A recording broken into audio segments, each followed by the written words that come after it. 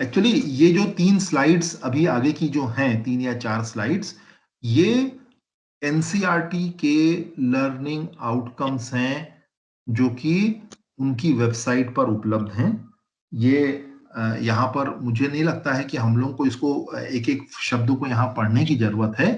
हाँ, यहाँ पर ये ज़रूर मैं आप लोगों से ये कहना चाहूँगा कि आप अगर एनसीईआरटी की वेबसाइट पर देखेंगे या मान लीजिए कि जो आप अपना ग्रुप बना हुआ है, उस ग्रुप में भी हम लोग जो है, ये मैं आपके साथ में शेयर कर दूँगा।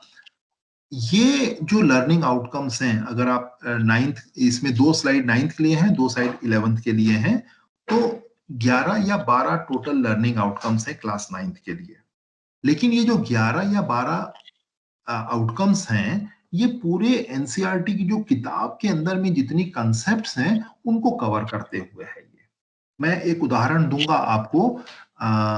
ये जो 5वें नंबर पे जो लिखा गया है, विद्यार्थी ज्यामितीय अवधारणाओं जैसे समांतर रेखाओं, त्रिभुज, चतुर्भुज, वृत्त आदि से संबंधित गणितीय कथनों के प्रमाण प्राप्त करता है और उनका उपयोग करके समस्याओं को हल करता है। इसका मैं उदाहरण जो मैं आपको डिटेल में दूंगा 2-3 स्लाइड के बाद में, और इसी के आधार पर प्रश्न आपको बनाने हैं।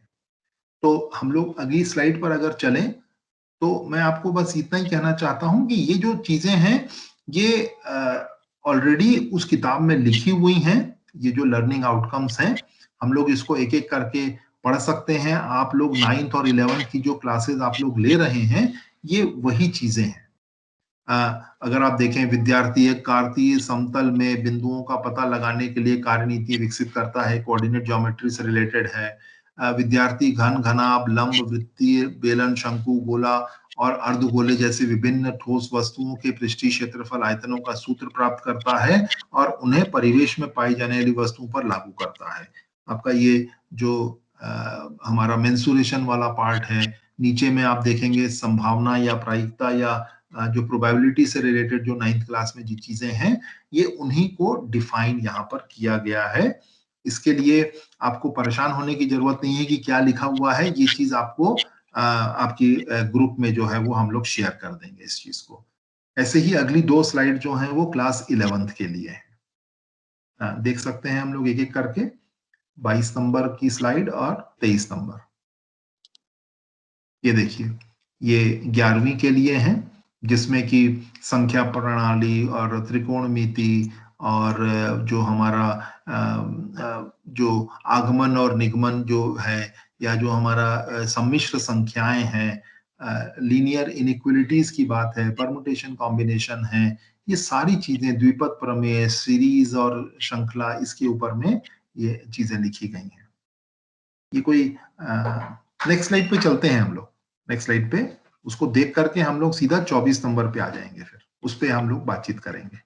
23 एक बार देख लीजिए। 23 पे हम लोग आ गए हैं।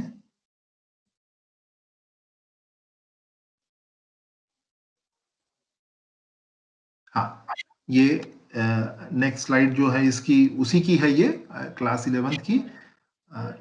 अब 24 को हम लोग देखें, 24 पे हम लोग थोड़ी चर्चा करेंगे। ये हम लोगों के लिए इंपॉर्टेंट है। 24 नंबर देखिए, मैं यहाँ पर आप लोगों को ये कहना चाह रहा हूं, जो मैं कह रहा था क्लास 9th में मैंने जो 5वें नंबर की जो लर्निंग आउटकम की बात की थी, एक लर्निंग आउटकम जो वहां लिखा गया है, जो ऊपर लिखा गया है, जिसमें ज्यामितीय अवधारणाओं जैसे समांतर रेखाओं, त्रिभुज, चतुर्भुज, वृत्त आदि से संबंधित गणितीय कथनों के प्रमाण प्राप्त करता है और उनके उपयोग करके समस्याओं को हल करता है। एक लर्निंग आउटकम को आप देखिए यहां पर कुछ हिस्सों में विभाजित किया गया है। जैसे पहला है मूलभूत शब्दावली और परिभाषाएं। ये हमारी अवधारणा है, और इस अवधारणा के अंदर में हमारे जो सीखने के उद्देश्य हैं या जो लर्निंग ऑब्जेक्टिव्स हैं, वो क्या है? रेखाखंड, किरण, संरेख बिंदु, असंरेख बिंदु, न्यून कोण, समकोण, अधिक कोण, इनकी पहचान करना, इनके चित्र बनाना और चित्रों से इनको पहचान पाना। ठीक है, ये हमारी अवधारणा और उनके सामने के सीखने के उद्देश्य। देखिए, आप इसको क्रम को समझिए। लर्निंग आउटकम आपका सबसे ऊपर लिखा हुआ है, और एक लर्निंग आउटकम को मैंने 5 हिस्सों में डिवाइड किया है। और ये जो 5 हिस्से हैं आपके, ये हम लोग जो बुक हम लोग फॉलो करते हैं, या जो एनसीईआरटी की जो बुक में जो कंसेप्चुअल चीजें दी गई हैं, मैं उन्हीं को आधार मान करके इसको मैंने ब्रेक किया है। तो पहला मूलभूत शब्दावली और परिभाषाएं, उसके अंदर में क्या चीज है वो आ गई। फिर कोण का युग्म, कोणों का जो युग्म है उसके अंदर में देखिए क्या चीजें आ गई, कि भाई आसन्न कोण क्या है, रैखिक कोण क्या है, पूरक संपूरक कोण क्या है, उनकी पहचान करना, उनको परिभाषित करना। और इसके बाद में जो रैखिक युग्म है, या जो शीर्षाभिमुख कोण की जो बात होती है, उनको समझना, उनके संबंधों को समझना, उनको परिभाषित करना, ये इसका दूसरा हिस्सा है, जिसको कि हम लोग कोण युग्म की बात कर रहे हैं। इसमें आगे देख सकते हैं हम लोग, अगले जो स्लाइड है, यहां पर देखिए। अब और इसी वही वही हमारा लर्निंग आउटकम चल रहा है, लेकिन इसके अंदर की अवधारणाएं और कौन सी आ गई, समांतर रेखाएं और तिर्यक रेखा की एक अवधारणा आ गई। एक समांतर रेखा, एक रेखा के समांतर रेखाएं, ये एक अवधारणा आ गई। और त्रिभुज के जो हमारा कोण योग का जो गुण होता है, जिसको हम लोग एंगल सम प्रॉपर्टी कहते हैं त्रिभुज की, ये इसके ये अवधारणा आ गई। लर्निंग आउटकम एक है, उसके अंदर की डिफरेंट अवधारणाएं हम लोगों ने यहां देखी, और उन अवधारणाओं के अंदर के हमारे क्या लर्निंग ऑब्जेक्टिव्स हैं, ये भी हम लोग देख पा रहे हैं यहां पर। और ये जो चीजें हैं, इस प्रकार से अगर आप इन चीजों को ब्रेक कर रहे हैं, देखिए आपने यहां पर इनका एक तरीके का एनालिसिस करके इनको ब्रेक किया है। अब आपके सामने में अगर प्रश्न बनाने की जब बात आती है, तो आपको समझ में आता है कि मुझे किस अवधारणा पे, किस लर्निंग ऑब्जेक्टिव को टेस्ट करने के लिए प्रश्न बनाना है।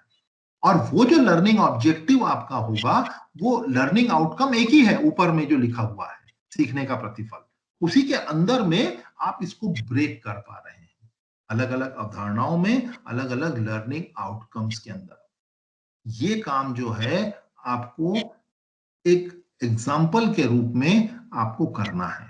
और जब आप अपने कक्षाओं में जब आप काम करना शुरू करेंगे, तो मेरा आपसे अनुरोध ये होगा कि ये काम आपको हर चैप्टर और हर लर्निंग आउटकम के लिए करना होगा।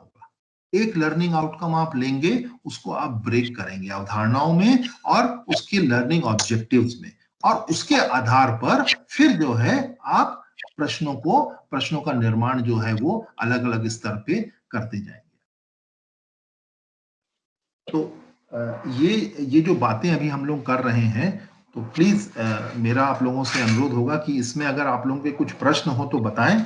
अगर इसमें कहीं कोई चीज आपको नहीं क्लियर हो रही है तो वो मुझे बताएं, फिर मैं आपको जो है आगे की चीज करूंगा, क्योंकि ये बहुत महत्वपूर्ण है अभी ये इस काम को करना।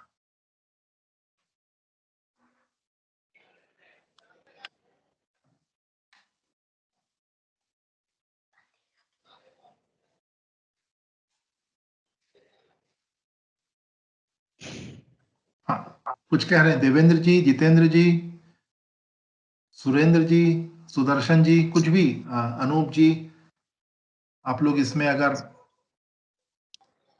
हाँ सर, इसमें क्या है कि ये थोड़ा सा इस पे क्वेश्चन और बनाएंगे। अब जो आपने आज इस पे थोड़ा डिस्कस किया, हमने पहले क्वेश्चन बनाए, पर अभी जो अपने इस पे डिटेल में चर्चा हुई, इससे रिलेटेड कुछ चीजें उसमें छूटी हैं, और जो बनाएंगे तब जाके थोड़ा सा और क्लियर हो पाएगा कि हाँ हम कैसे क्वेश्चन को इन सारी जो आउटकम्स को लेके और उसके जो ऑब्जेक्टिव क्या उसका हो सकता है, तो वो अब थोड़ा सा क्लियर होगा।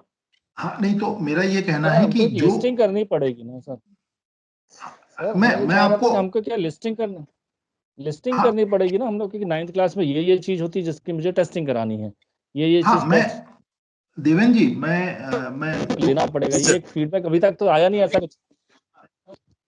हाँ, मैं देवेंद्र जी, वो लिस्टिंग की आप चिंता ना करें। मेरा मेरा आप लोगों से ये एक प्रश्न था कि जो ये जो आखिरी की जो 2 स्लाइड पे हम लोगों ने बात की है सर, ये चीज क्लैरिटी आ पाई है कि नहीं आ पाई सर, कि एक लर्निंग आउटकम है।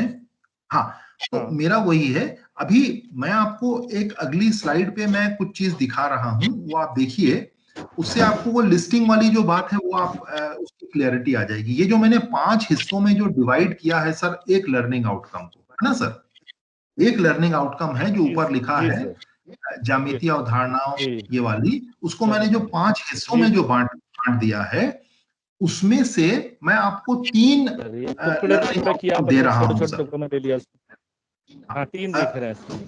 अगली स्लाइड अगर आप देखेंगे, नेक्स्ट स्लाइड जो है 26 नंबर की, ये थोड़ा सा टेक्स्ट इसका वो हो रहा है, देख पा रहे हैं क्या सर आप इसको? जी सर। हाँ, इसमें यह है सर कि दिए गए अधिगम क्षेत्र पर एमसीक्यू प्रश्न बनाना। ये जो 3 वो जो 5 में से मैंने 3 जो है ऑब्जेक्टिव्स को यहां पर लिया है सर। पहला है रैखिक युग्म और शीर्षाभिमुख कोण की अवधारणाओं का उपयोग कर एक चित्र में कोणों के बीच संबंध स्थापित करना और कोणों का मान ज्ञात करना, एक। दूसरा है एक चित्र में तिर्यक रेखा द्वारा बने कोणों से अज्ञात कोण का मान ज्ञात कर निष्कर्ष पर पहुंचना कि रेखाएं समांतर हैं या नहीं है। और तीसरा है कि एक त्रिभुज को 2 समांतर रेखाओं के बीच रखने पर बनने वाले कोणों के संबंध को परिभाषित करना, इसकी मदद से यह सिद्ध करना कि एक त्रिभुज का बाह्य कोण 2 सम्मुख भुजाओं के कोण के योग के बराबर होता है। देखिए, ये हमारे लर्निंग ऑब्जेक्टिव्स हैं। अब इन ऑब्जेक्टिव्स को हम मान लीजिए अचीव कर चुके हैं क्लास के अंदर में, हमने इन चीजों को पढ़ा दिया है, हमने इनसे तमाम अलग अलग प्रकार के जो हैं तमाम, आवाज आ रही है ना आप लोगों को? हाँ, आ रही है सर। एक्चुअली अभी तक यहाँ लाइट आई नहीं है और बिल्कुल वो जो है दिखा रहा है कि आपकी आवाज साफ आ रही है सर, साफ आ रही है आपकी आवाज। ओके ओके, एक्चुअली लाइट अभी तक आई नहीं है और पूरा डिस्चार्ज हो गया है ये हमारा ये जो लैपटॉप है। तो अभी बस यही इसमें है कि ये जो तीन जो यहाँ लर्निंग ऑब्जेक्टिव्स यहाँ पर दिए गए हैं, इनके आधार पर आप लोगों को प्रश्न बनाने हैं सर। आप एक ऑब्जेक्टिव ले लीजिए, 2 ले लीजिए, 3 ले लीजिए, इनके आधार पर आप प्रश्न बनाइए, जिसमें कि जो फॉर्मेट आपको दिया गया है, आप लोगों के साथ में शायद शेयर किया गया है, उसमें कुछ इंस्ट्रक्शंस भी दिए गए हैं और एक फॉर्मेट दिया गया है। उसको ध्यान में रखते हुए इन लर्निंग ऑब्जेक्टिव्स को आप ध्यान में रखें, और ये लर्निंग ऑब्जेक्टिव किस लर्निंग आउटकम का है ये भी मैंने आपको बता दिया है। तो उसको ध्यान में रखते हुए आप लोगों को ये जो है प्रश्न जो है इसको आपको बनाना है।